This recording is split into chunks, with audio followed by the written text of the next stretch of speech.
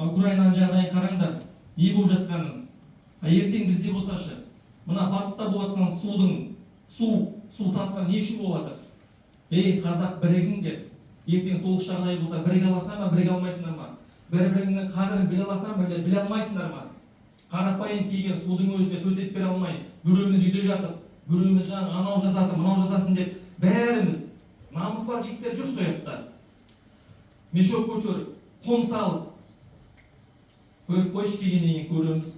Албаса ғой, менің үйім о жерде емес, сенің үйің өрде емес, бірақ ертең сол батысқа ғана келе ма жау, кіретін болса, бүл қазанын шарпиды. Сондықтан бұның артында ым бар, намек бар. Ертең басына нәубет келсе, қиындық келсе, үлкен соғыс келсе, жігіттер қазақтың біріге ала ма, біріге алмай ма? Қамқор бола ала ма, бола алмай ма? Қарындастарына өзіңе сүйгенді біреуге сүйе аласың ба? Өзіңе жақсы көргенді біреуге жақсы көре аласың ба деген ым тұр оның артында. Және ескерту бол, Алматыдағы жер сілкіну болсын, батыстағы су болсын, бір ғана қалаға, бір ғана ауданға келіп отырған жоқ. Қаншама жер шарпыды. Соның бәрі ым, естеріңді жиыңдар, еркелемеңдер, ниеттеріңді түзеңдер, пейілдеріңді түзеңдер, жамандыққа бармаңдар, дүниені ойлап кеттіңдерсіңдер, дүниені.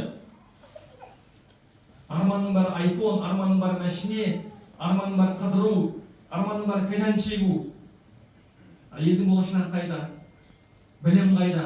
Намыс қайда, жігіттер? Сен керемет шығарсың. Айфоның бар қолыңда, үйің бар, жағдайың бар, мәшинең бар шығар. Бірақ енді 20 жылдан кейін, 50 жылдан кейін не болады? Біз ұрпағымыз дәл қазір сен жағдайды жасамайтын болсаң, ұрпағың не? Құл болады, қыздарға күң болады. Мен соны айтқым келеді. Арғатам Ерғазыбек әулие өткен, Бекболат Онмолат болыпты бек. Тіленші одан кейін Абзал Сері қарадан қан боп туған бәрі асыл тек дейді. Сұрасаң одан кейін Алшынбайды, кемеңгер ақыл ойлы терең сайлы, атағы асқар таудай бабаларым көрдің бе дәл бүгінгі біздің жайды. Одан кейін айтады жаңағы, үйінде шайын ішіп отырғанда 5 салат кіріп келді қайдасын деп дейді. Құдайым жылқы берді айдасын деп, көкорай көк шалыңа байласын деп, үйімде шайын ішіп отырғанда 5 салат кіріп келді қайдасын деп. Бұл айтып отырған мәди. Атағы асқар таудай Қазыбек бабам, Абылайды қасында алшаңдаған бабаларым-ай, Төле билер-ай, қазір қараш бәрі келіп, үстіңе саясат отырып, солдаттар бізді соттап жатыр, түрмеге тоғытып жатыр.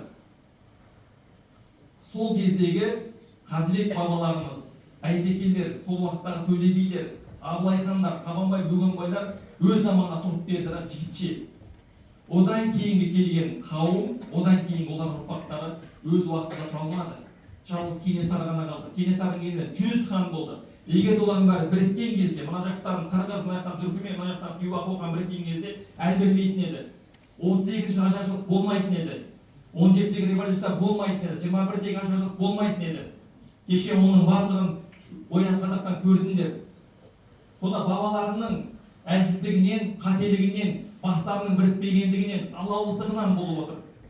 Дәл қазір солай біз қазақ алауыз болсақ, басымыз бірікпесе, ол Шымкентский ғой, ол осындай ғой, ол Найман ғой, ол Албан ғой, ол Батыс ғой деген сияқты бір-біріміз бөлінетін болсақ, ертең осы алауыздықтың кесірінен біз түк тұрмай қаламыз. Жаудың кентігін айналамыз. Жау бізбен соғыспайды, қалпағын алады да бізді қағып алады. Өйткені өзіңмен өзің қырылысып бар, өзіңді өзің қадірлемейсің. Сондықтан құрметті жиналған қауым, бір тұлға жетеді осында. Мен мына жердегі 300 бала үшін келген жоқ, 3 бала үшін келдім. Осы біздің сөзімізді естіп, 3 жігіт, ардағы айтып кетті ғой. Намысты болайық, түзелейік, жамандықты тастайық деген 3 азамат осына ғибрат алса, мен бақыттымын. Мен бұл жерге сіздерге дайындалып келген жоқ, бәле сөз айтайын деп. Ана Құнанбайға айтады ғой, Құнанбайдың заманында бір деге айтты, бар да Құнанбайдың бетіне былай деп айт, былай деп айт деп. Онда тоқта деген екен. Құнанбайдың алдына мен дайындалып бармаймын. Құнанбайдың алдына барғанда Құдай аузыма қандай сөз салады, соны айтам деген екен. Сондықтан Алла Тағала салып тұрған сөз, яғни сіздер осы сөзді естулерің керек.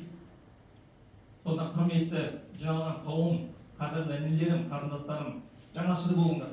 Өмір қысқа. Ағыл ертең келеді, болды. Адамзат бүгін ертең топырақ, бүгінгі өмір жарқылдап алдар, бірақ ертең өзің қайдасын білемесің, өлмек үшін туғасын ойланшырақ дейді Абай атамыз. Болды, түк бітірмегесің, ойнап күліп өттің өмірден. Артында ізде қалмаған.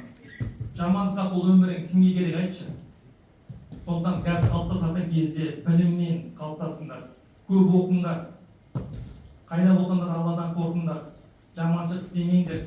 Өзіңе жасаған жамандығың, өзгеге жасаған жамандығың өзіңе басын айналып келеді. Ешқашан ойламаңдар, сұлып кетем деп. Бәрі қайтады, жасаған жамандығыңда, алдағы өтірігіңде. Біреуді алдап телефон тартып алам деп ойламаңдар. Иә, қазір 1 минут теңгеге біреуді лақтырдың, бірақ ертең 10 миллион болып шығады. Ал біреуге қазір 10 теңгемен жақсылық жасайтын болсаң, миллион болып қайтады сол. Адамдардың алғысын алыңдар, үлкендерге қамқор болыңдар. Үлкеннің алдын кесіп өтпеңдер, амандасыңдар барлығымен. Ассалаумағалейкум деп сыйлаңдар үлкендерді. Тағы да айтамын, арақ ішпеңдер, темекі тартпаңдар, уақыттарын бостан-босқа жібермеңдер. Адам баласы 5 нәрсенің қадірін білмейді дейді. Жастық шақтың қадірін білмейді. Кәрілік келместен бұрын жастық шақтың қадірін біл. Ауру келместен бұрын денсаулықтың қадірін біл. Бос уақыт келместен бұрын, қарбалас уақыт келместен бұрын бос уақыттың қадірін біл. Ауырмай тұрып денсаулықтың қадірін біл. Кедей болмай тұрып байлығының қадірін біл. Ең негізі, өлмей тұрып тіршіліктің қадірін біл. Сіздерде осының 5-еуі де бар. Жассыздар, кәремессіздер. Ауырсаңыздар, темейтін едіңіздер ғой. Денсаулықтарыңыз бар. Тірісіздер, менің алдымда отырсыздар. Осы 5 қадірді жақсылыққа толтырыңыздар. Жақсылыққа. Баяғыда бір жас жігіт келіп ғұламадан сұраған екен. Күнә істегің келіп тұр деп. Сонда ғұлама айтады, істей бер күнәні. Бірақ Алланың берген ризығын жеме дейді. Құдайдың берген ризығын жемей күнә істей бер дейді. Ойбай, мен қалай Құдайдың берген ризығын жемеймін дейді. Күнә істей бер дейді. Бірақ Алланың жерінде жасама дейді. Басқа жаққа шығып кет, аспанның жағына шығып кетесің ба? Басқа жерге барасың ба? Алланың жерінен басқа жер бар ма мына жерде? Жоқ дейді. Сондықтан құрметті азаматтар, күнә істей бер, Алланың берген денесін пайдаланма дейді. Бәрі Құдай беріп тастаған, денеңді де берді, ризығың да содан, ауа да содан, жер де соныкі. Сондықтан ең бір адам баласын ақылға салып ойлану керек. Абай атамыз сияқты адам баласы өзін есепке алсын. Айына 1 рет, жылына 1 рет, аптасына 1 рет деген сияқты. Сондықтан